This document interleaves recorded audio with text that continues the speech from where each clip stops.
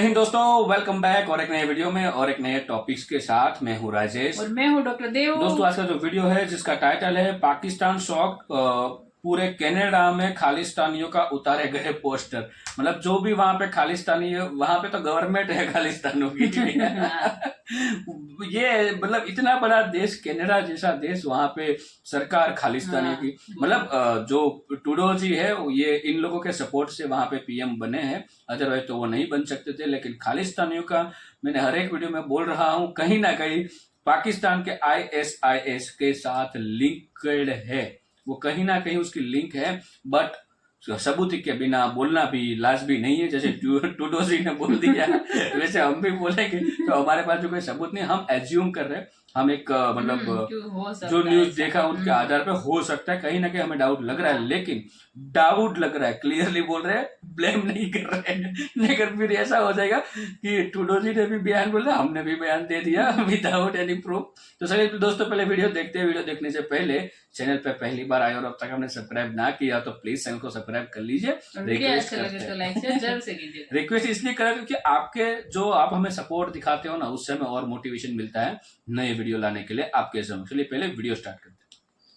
भारत के भारी दबाव के बाद आखिरकार कनाडा सरकार एक्शन पर मजबूर हो गई है। आपको बताएं कि खालिस्तान समर्थकों पर एक्शन की शुरुआत कर दी गई है। कनाडा प्रशासन ने खालिस्तानियों को बैनर हटाने को कहा है। Now these gurdwaras have also been asked not to use the loudspeakers for any radical announcements. बताया ये गया है कि कनाडा के ब्रिटिश कोलंबिया प्रांत के प्रमुख इलाके से उन होर्डिंग्स को हटाने के लिए कहा गया जो कनाडा यूएस सीमा के पास लगाई गई थी। इंडियन गवर्नमेंट पे जो प्रेशर बनाया था इंडियन गवर्नमेंट ने, मैं कांग्रेचुलेशंस कहना चाहूंगा हमारे फॉरेन मिनिस्टर साहब को और हमारे प्राइम मिनिस्टर को, जिन्होंने इतना प्रेशर बना दिया कनाडा पे। कनाडा घबराया हुआ घूम रहा है। इसी तरह और भी कनाडा में बहुत सारे जो पत्रकार हैं कैनेडियन, मैं मतलब हमारी तरह के साउथ एशियन की बात नहीं कर रहा, कैनेडियन पत्रकार, वाइट कैनेडियन पत्रकार, वो लिख रहे हैं और वो ये एक बहुत बड़ा क्वेश्चन वो कर रहे हैं प्राइम मिनिस्टर ट्रूडो से कि आप हमें इसका कोई एविडेंस दें।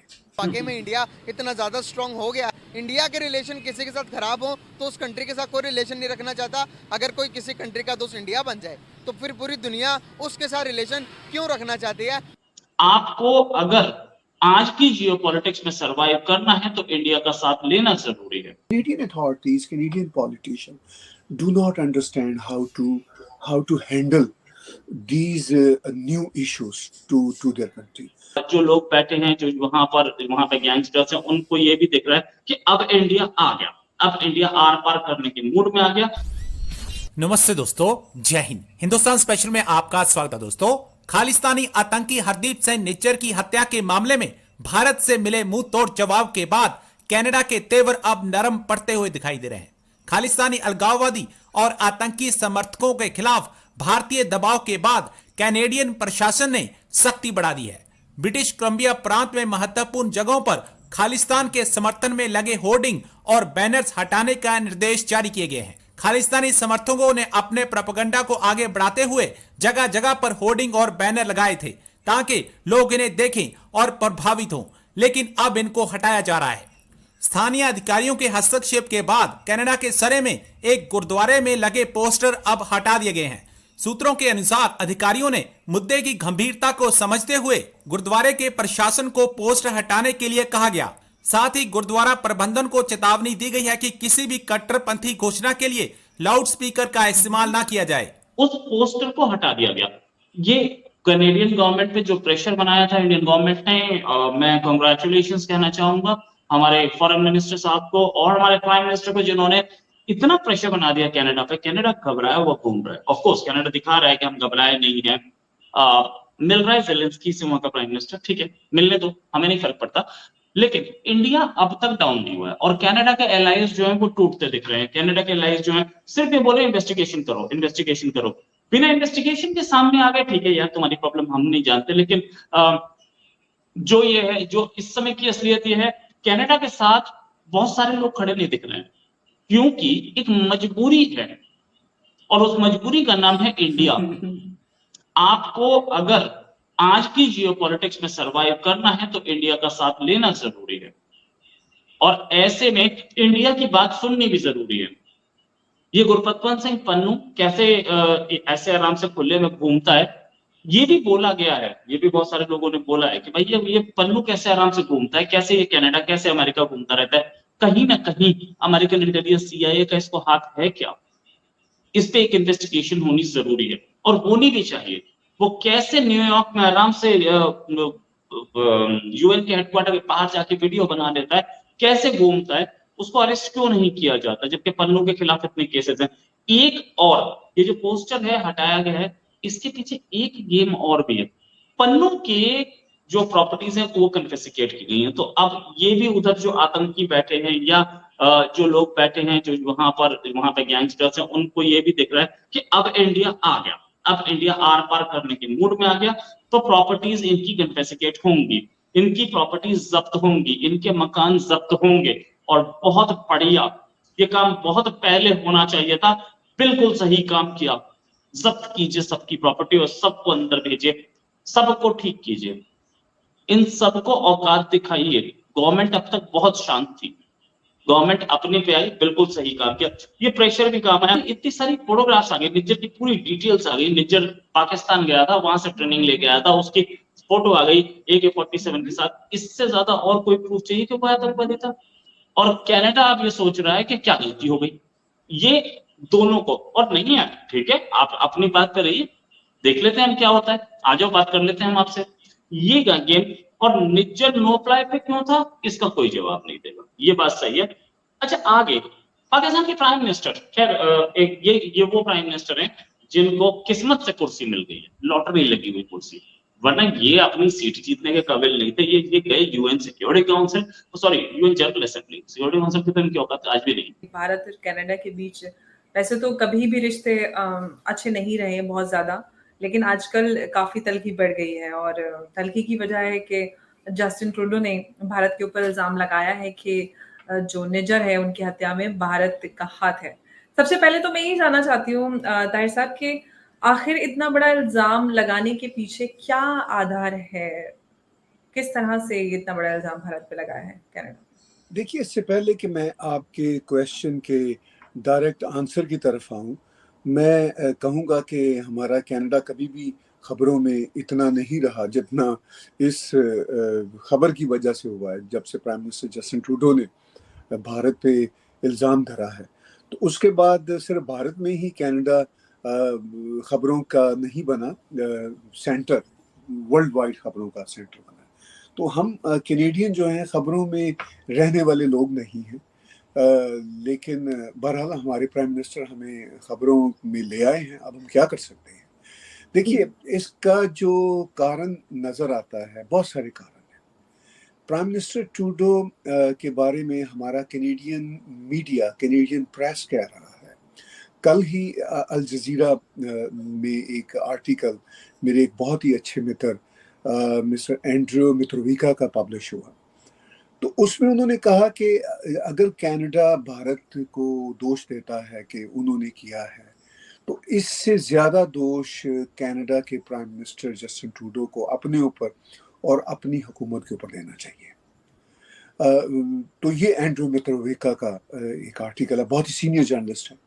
इसी तरह और भी कनाडा में बहुत सारे जो पत्रकार हैं, कैनेडियन, मैं मतलब हमारी तरह के साउथ एशियन की बात नहीं कर रहा, कैनेडियन पत्रकार, वाइट कैनेडियन पत्रकार, वो लिख रहे हैं और वो ये एक बहुत बड़ा क्वेश्चन वो कर रहे हैं प्राइम मिनिस्टर ट्रूडो से कि आप हमें इसका कोई एविडेंस दें। अब प्राइम मिनिस्टर ट्रूडो कोई एविडेंस भी नहीं दे रहे। सो मच सो हमारे कनाडा की अपोजिशन के लीडर पियर पोलिवर ने भी कहा है कि Justin Trudeau should come clean with credible evidences, क्योंकि जस्टिन ट्रूडो ने अपनी बात में तो ये कहा कि मेरे पास क्रेडिबल एलिगेशन या क्रेडिबल इंफॉर्मेशन और पोटेंशियल लिंक है। सो थैंक यू दोस्तों, वीडियो को यहाँ तक देखने के लिए। और जस्टिन ट्रूडो जी, आपके पास यदि कोई लिंक है तो आप साबित करो भाई, आपके ऊपर पूरे इल्जाम आ रहे हैं। और खास करके जो भारत ने जिस हिसाब से स्टेप लिए वो सही है। पर मेरे को ये समझ में नहीं आ रहा कि मोदी जी ने इतनी बार विदेश में जाके और विदेशों की पार्लियामेंट में जाके बोला हुआ है, भाषण दिया हुआ है कि भारत जो है वो कभी भी किसी के देश के ऊपर ना कभी पहले हमला किया था, ना कभी फ्यूचर में भी करेगा। तो मतलब फिर भी मतलब ये मतलब पाकिस्तान वाली नीति क्यों अपना रहे कनाडा वालों। और ये भी बात सही है कि जो निज्जर थे उनको टेररिस्ट घोषित कर दिया था और इंडिया से ही कर दिया था। तब वो इंडिया से ही थे, तब इंडिया में ही थे।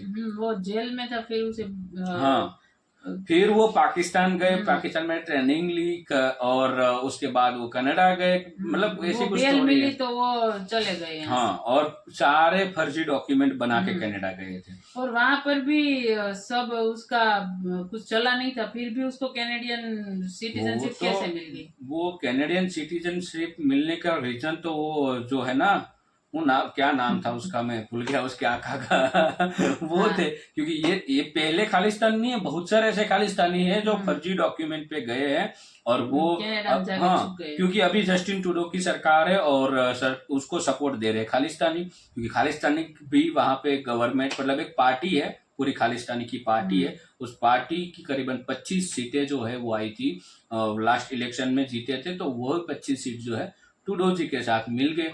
जैसे हम बोलते हैं ना गठबंधन वाली सरकार, जब हमारे देश में अभी बहुत ही बड़ी गठबंधन बन रही, वैसे वो गठबंधन वाली सरकार है। तो इसी वजह से बहुत सारे खालिस्तानियों को ऐसे फर्जी डॉक्यूमेंट बना के जाते हैं। बट उसमें सबसे बड़ा प्रॉब्लम यही है कि भाई हमारे जो वहाँ पे स्टूडेंट पढ़ रहे हैं, करीबन 7 लाख जितने स्टूडेंट है वहाँ पे। अब तो ये सब कुछ अभी बैन कर दिया है वीजा वगैरह। तो ये यदि सिर्फ स्टूडेंट आ जाएगा ना इंडिया रिटर्न, बट कभी मैं आशा करता हूँ कभी भाई आप रिटर्न मत आओ। ये जो गवर्नमेंट का मामला है, गवर्नमेंट सुलझा देगी, कहीं थोड़ा टाइम लगेगा लेकिन कहीं ना कहीं उसका रिजल्ट आ ही जाएगा। लेकिन स्टूडेंट का जो करियर है वो बिगड़ना नहीं चाहिए। वही हमारी आशा गवर्नमेंट को भी रहेगी कि कोई भी ऐसा रिजल्ट लाए दे उसे।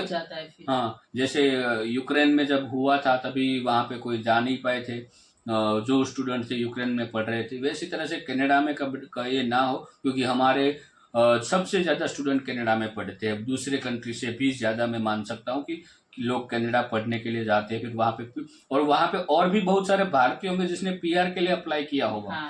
ठीक है, अब ये तो पूरा वीजा वाली प्रोसेस ही बंद हो गई तो उनको भी दिक्कत आ सकती है। तो इसका जो रिजल्ट है जल्द से जल्द आ जाए, ऐसा अब कनाडा की सरकार भी सोच रही। आपने देखा होगा कि वार्डिंग वगैरह सब कुछ है वो अब निकाल रहे हैं, क्योंकि अब सब तरह से प्रेशर आ रहा है ना। झूठ कभी टिकता नहीं है दोस्तों, कभी भी झूठ नहीं बोलना चाहिए। आप भले सच बोलो या झूठ बोलो, बट आपके पास साबिती होनी चाहिए, आपके पास उसके प्रूफ होने चाहिए।